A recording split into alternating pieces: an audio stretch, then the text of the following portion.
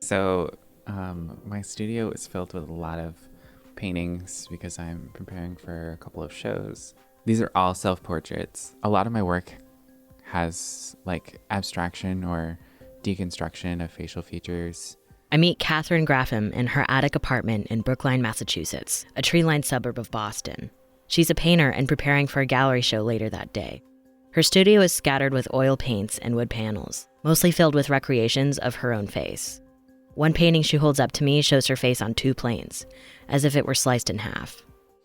It's rooted in still finding it difficult to look at my own image, and I think that's kind of started when I had beginning having body image issues resulting from being intersex. I had found out when I was 16 that I had been operated on when I was a baby, and realized that there was complications from that surgery that nobody knew about.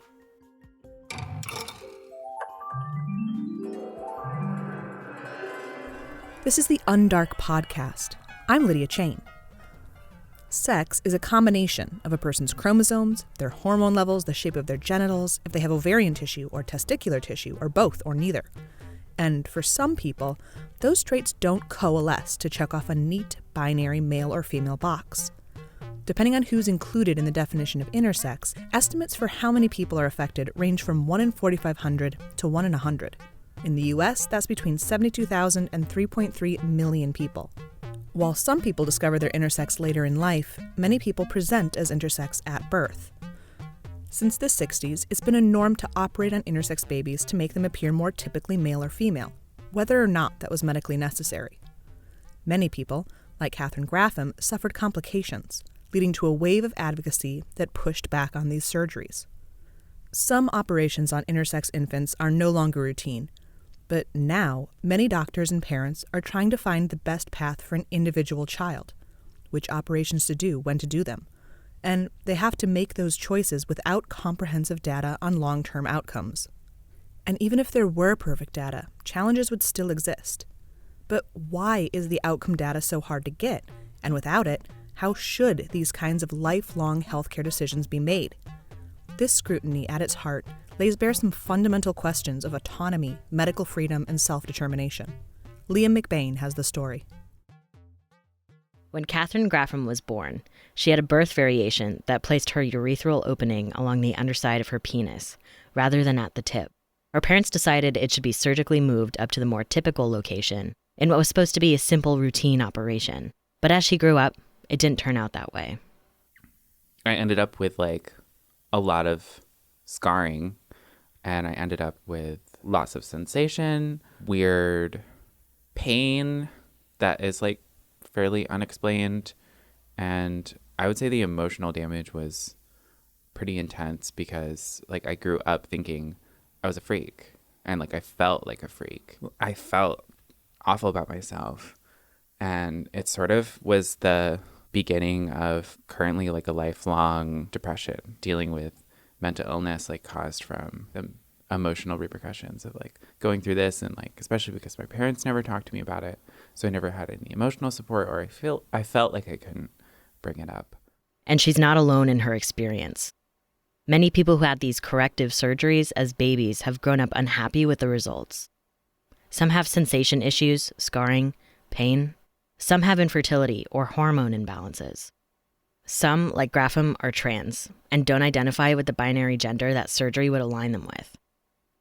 While some intersex variations require emergency surgery to solve a medical issue like not being able to pass urine, many of these surgeries are not about function. Because of the complications, as well as the rising concerns about consent and bodily autonomy, intersex activists have spent over 20 years campaigning against unnecessary surgeries. They want doctors and parents to hold off until the child is old enough to weigh the risks and benefits and make a decision for themselves. Here's Elizabeth Rice, a professor of gender studies and bioethics at the City University of New York's Macaulay Honors College, and the author of Bodies in Doubt, An American History of Intersex. People ought to have say over their own body's look and function, particularly when it comes to genitals and reproduction, because that is such a, for whatever reason, such a core part of our identities. Activists are trying to pass bills entirely banning non-necessary infant surgeries in states like California and New York. Many professional organizations, like the American Academy of Family Physicians and the American Medical Association's Board of Trustees, have made statements against unnecessary early surgeries. Human rights organizations like the United Nations, Amnesty International, and the American Civil Liberties Union have put out statements against them too. But on the ground, things are still muddy. Doctors and parents now have to make tough decisions that will affect a child's entire life. They'd love to be able to point to some hard data, something that says 40% of children that get the surgery regret it and only 10% that don't get it wish they had. But for a lot of reasons, that data is hard to come by. Before we get too deep into this, a quick word on language. There's still intense discussion about what terms are most appropriate to describe this community. Many clinics use DSD, which can either stand for disorders of sex development or differences in sex development. The medical community adopted DSD terminology at a 2005 conference where nearly 50 experts gathered in Chicago. They chose DSD based on an understanding that the term intersex is potentially pejorative and confusing. But the studies and surveys show the majority of people in this community still prefer the term intersex. The people in this story use both, but I'll largely stick to intersex. Okay, back to the doctors trying to figure out how best to care for their patients. It's really just a manifestation of the challenge of the clinical scenario itself, that with that degree of uncertainty, the possibility of some of these procedures causing harm or reducing harm, and possibly the same procedure having different consequences for different people, makes it just an inherently very challenging situation. That's Yi-Ming Chan, a pediatric endocrinologist and associate physician at Boston Children's Hospital.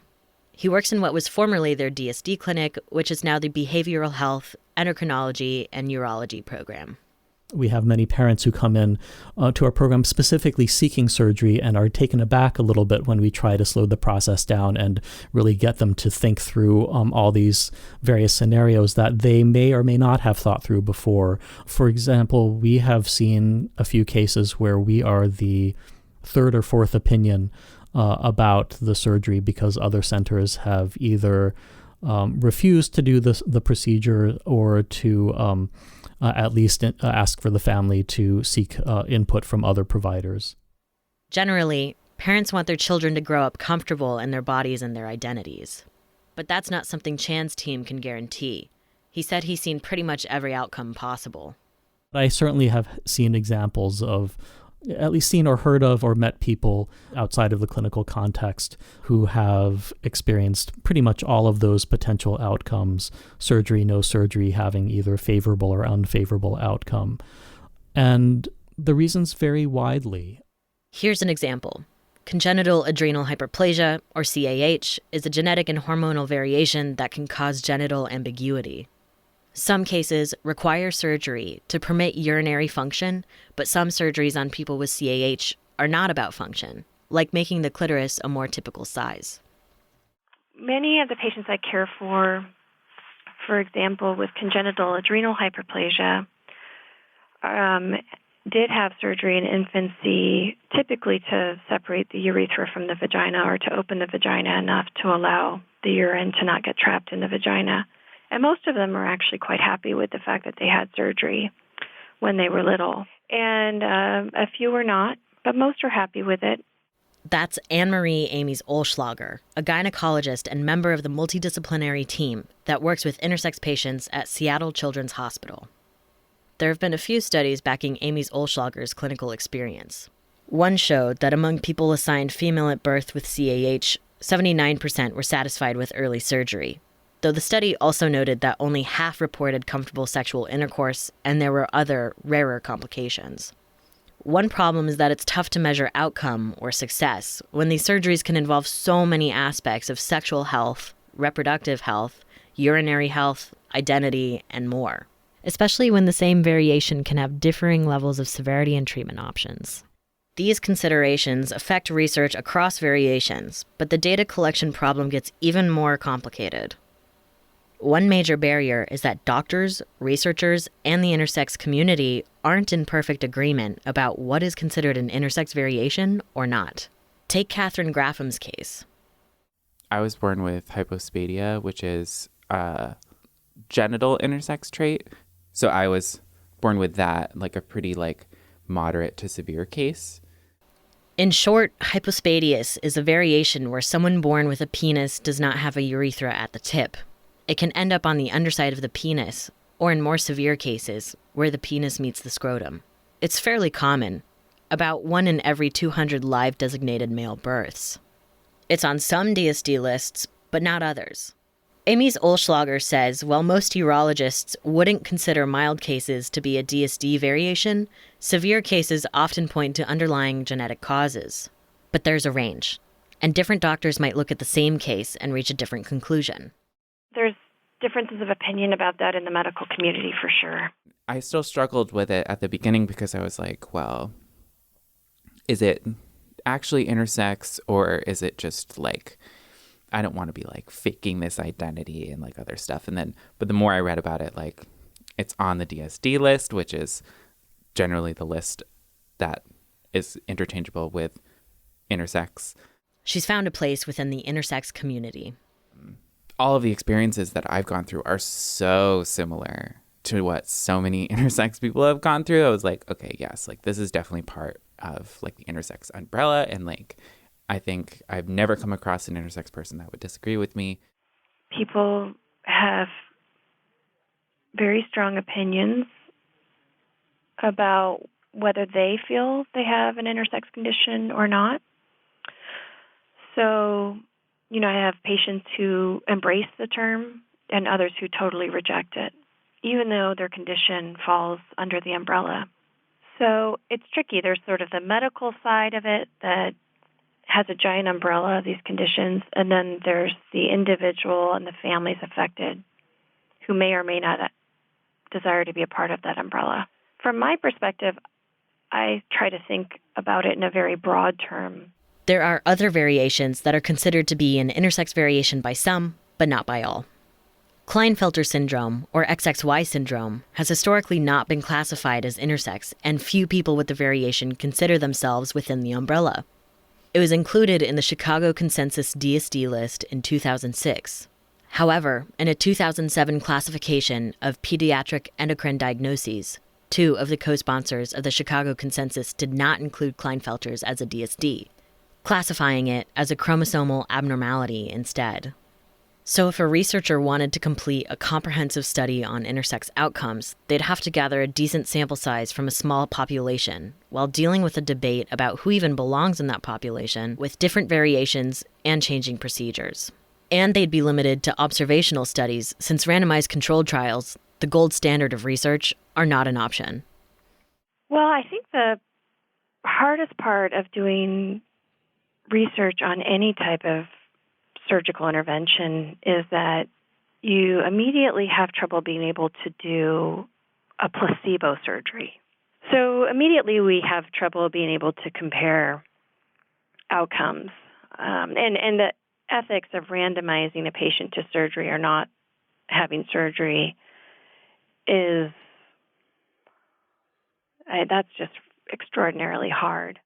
And because surgery has been the norm since the 60s, it's tough to find a control group that has not experienced the operations. The little data we do have on non-intervention comes from a few specific intersex variations. We have some conditions where we have a better idea of what the natural history of that condition would be, meaning no intervention happened at all, and the patients never had surgery. Now, these typically tend to be conditions that present in adolescence because there's not ambiguous genitalia. For example, one condition would be complete androgen insensitivity syndrome. Complete androgen insensitivity syndrome, or CAIS, is a genetic variation that causes a person with XY chromosomes to not respond to androgens. The androgens their undescended testes produce get converted into estrogen by their bodies, meaning they develop a vagina and later on breasts. A vast majority live their lives as women. What was historically done was that as soon as this was diagnosed, the testes were removed due to risk of cancer. Now we know that there is a very low risk of cancer, at least in adolescence, and so most of our patients have chosen to retain their testes. And then when they're older, we kind of go through a risk-benefit discussion about retaining versus removing them. According to a 2000 study, 80% of respondents with CAIS agreed the most appropriate time for surgical intervention is adolescence or adulthood. All respondents had surgery to remove their testes in their teens or 20s, with one exception who had it at 2 years old. However, like a lot of studies on intersex people, the number of respondents was very small, and only 10 out of the 14 answered the question about timing. But the outcomes of no surgery at all are pretty unknown. Even though gonad removal surgeries tend to happen later for people with CAIS, there's not a lot of information on those who have kept their testes. But what we don't know, and this is actually one of the more straightforward conditions, we don't know what the long-term outcome is of retaining testes in the abdomen in this situation. So even with this type of condition where no surgical intervention happened early, we still don't have great data about if the risk increases, say, in the late 20s, the 30s, the 40s. And we don't also know if the estrogen that's being produced by conversion of testosterone is adequate to provide enough for bone density to be adequate. This is a very hard thing because we have to study people for a long time to be able to get them accurate data about tumor risk, but we don't know because historically the testes were just removed due to an assumed risk. This points to another huge problem with collecting usable data. It's long-term information that doctors and parents want, especially when it comes to matters of sexual and reproductive function. Following those patients through puberty, there's much less data. And then following the same patients into adulthood, there's even less data. So when we're talking about surgery that affects the vagina, penis, sclerophallus, the function of urinating is evident soon. However, the function of having the period, using tampons, that may be evident a little bit sooner after somebody has their period. But then sexual function may not be evident until much, much later. Often the data is not evident from sexual function for potentially 25 years after it's performed. So there's a severe limitation in following people that long term. And of course, during that time period, things change. Patients may have different medication options for managing a medical condition that may or may not change the outcomes of the operation. Patients may or may not be following along with their medication or continuing to take it, So it's really, really challenging. We're trying really hard. We're not going to get the data that they want. That's bioethicist Elizabeth Rice again. We don't have that kind of study. We're never going to have that kind of study. And especially if there's no data, then why not wait until they're old enough to understand all the implications? For some intersex activists, this whole debate about data is beside the point. They say that people are being harmed, and there's not time to wait for better data, especially when some of the data we do have shows significant complications are not rare. Here's Kimberly Zeiselman from Interact, an advocacy organization that aims to protect intersex youth. I think the scientific approach is really, really tough to do, and I don't think we're ever going to get the data. I mean, we can get some qualitative data where people are self-reporting and doing surveys of intersex people. I mean, a lot of that hasn't even been done. But I think getting, real data on outcomes scientifically is going to be very hard because it requires a long-term follow-up. So I think we can't wait around for that kind of data either. It's just not worth it. As a bioethicist, Rice feels that doctors shouldn't offer these procedures to parents anymore. She says bioethical principles, but especially autonomy and justice, should guide the conversation.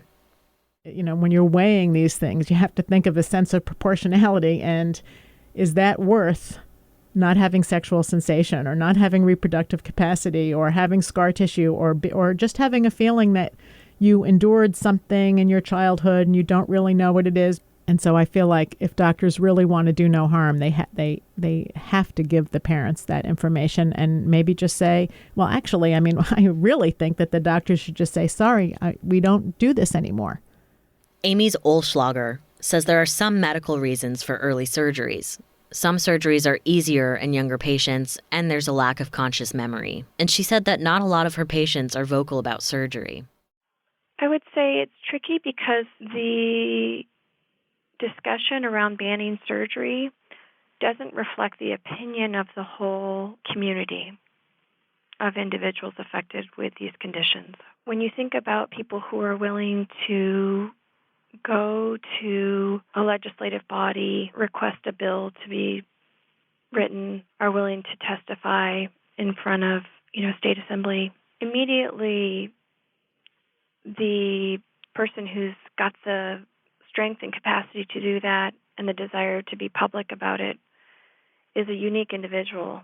And in my experience caring for hundreds of patients with conditions that affect their genetics or their hormones or their genitalia, this reflects less than 1% of my patients. So when people are requesting a ban of surgery, it may have been the right thing for certain people, but we don't know actually if it was the right thing for everybody. We may never know what the right answers are, and I think that it's going to be challenging for any one study to really capture the whole breadth of experience among individuals with the variety of conditions that can lead to differences in genital appearance. There's so many conditions, and each of these conditions has unique features that makes it hard to generalize from one condition to another. Dr. Chan also noted that proposed surgery bans in select states might have unforeseen consequences. For example, families with financial means might be able to go to other states to have surgeries performed, with or without the backing of their local medical team. And what is medically necessary or not is often up to interpretation. Chan's team follows the current model, which came out of the 2005 conference. I think the model is really to try to have the entire group, the patient to the extent possible, the family and caregivers, and the medical and surgical team and the behavioral health team to all participate in the discussion about the decisions for various medical and surgical interventions.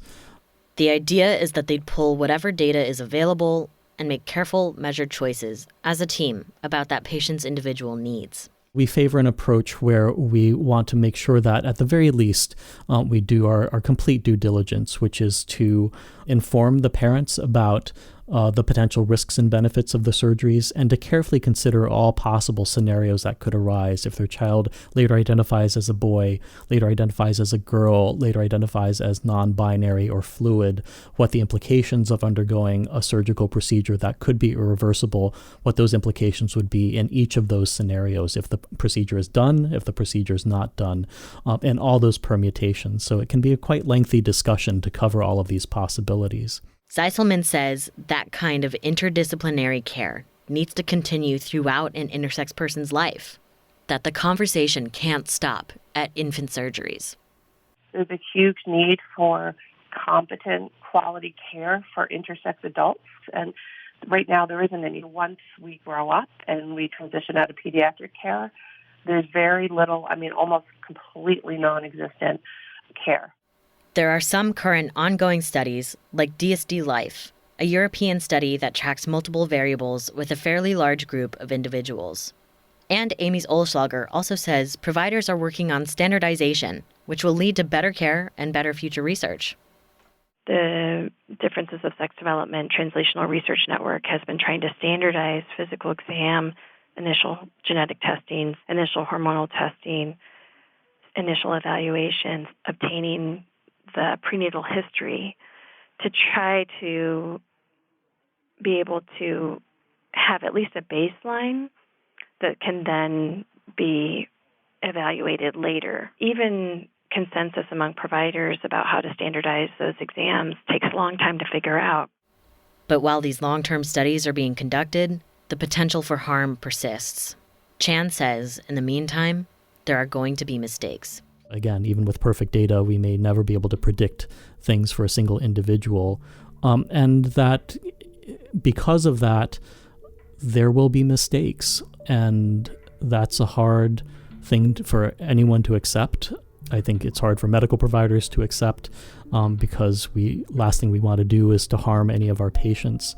It's a hard thing for parents to accept because no one wants their child to be the subject of a mistake or to make a mistake with their child. I think we often come back to viewing medical decision-making, parenting, life, you name it, as a process where when you have a decision, you try to collect the information that you need to make that decision. Sometimes the information may be inaccurate, but the best you can do is to try to make the best decision you can with the information you have at the time and hope for the best. And that's a challenging thing to accept, but I think that's the reality in some situations.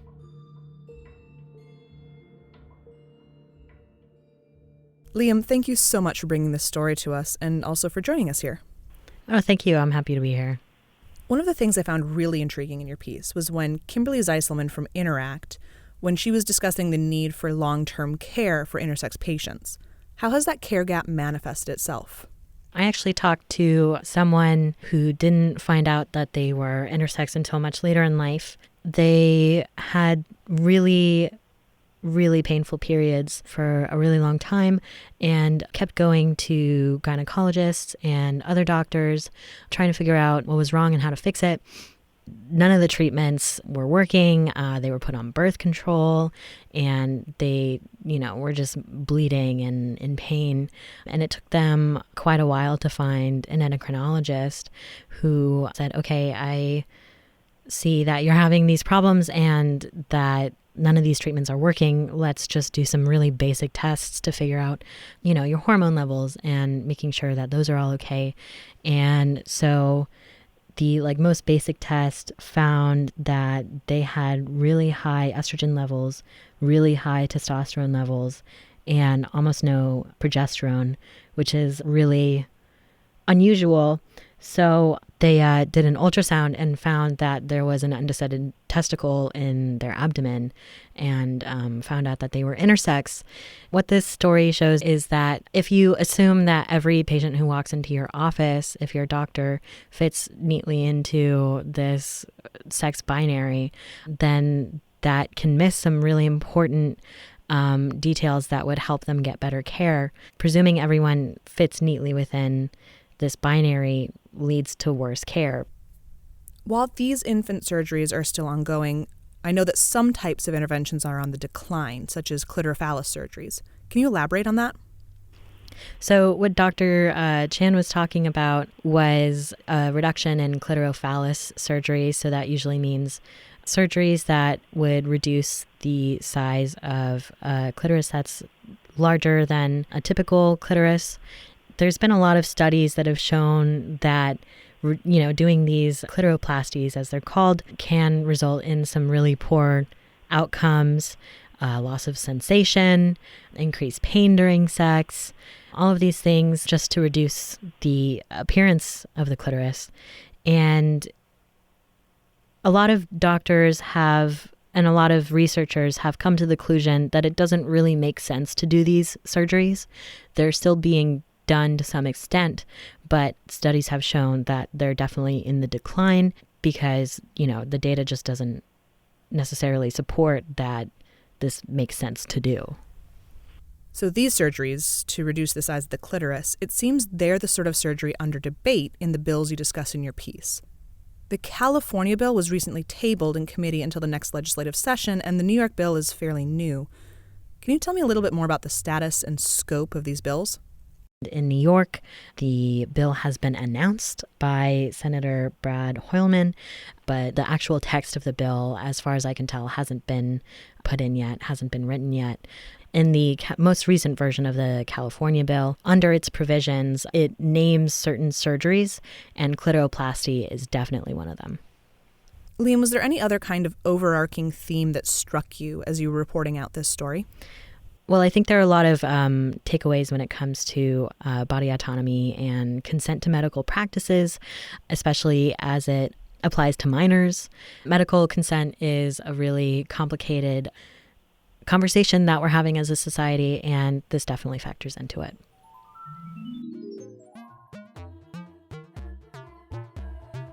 Liam McBain is a freelance audio producer based in New York.